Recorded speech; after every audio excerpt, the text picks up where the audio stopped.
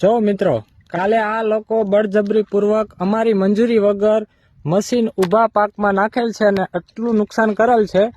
દાદાગીરીથી આ લોકોએ કામ ચાલુ કરેલ છે અને મોટા પાયે નુકસાન કરેલું છે. તમે જોઈ શકો છો આ રીતનું તાનાશાહી દાદાગીરીથી આ લોકો કામ કરી રહ્યા છે.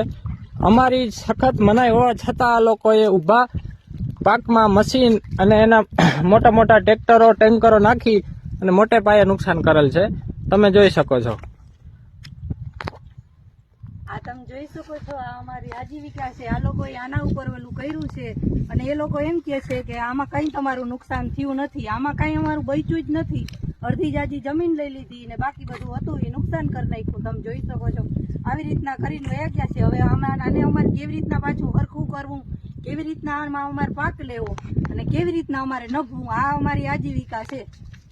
કોઈ જે મદદ કરે એવું છે કોઈ દ્વારકા જિલ્લાના કોઈ અધિકારી કે કલેક્ટર કે જે ખેડૂતની ગરીબ ખેડૂતની આ વેદના સમજી શકે?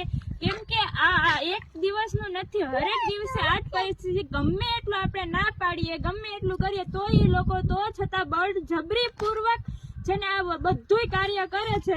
અને અંત એમ શું કહે છે કે ખેડૂતને શેની નુકસાની છે? ખેડૂતને કઈ નુકસાની છે જ નહીં, એનું એને વળતર મારી જશે. પણ આ નુકસાની નથી. તમે લોકો જોઈ શકો છો કે આ નુકસાની શું નથી.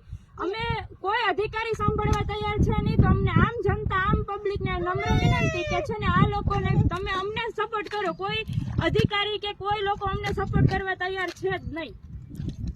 જો મિત્રો, આ અમારા ખેતરમાં બેરીગેટ લગાવી અને અમને પગ દેવાની સખત મનાઈ કરી અને આ લોકોએ ફરતે બેરીગેટ મારી દીધા છે. અમારી જમીન હોવા છતાંય અમને પગ મૂકવાની મંજૂરી નથી આપતા લોકો. આવી તાનાશાહી, આવી દાદાગીરી આ લોકો વાપરી રહ્યા છે.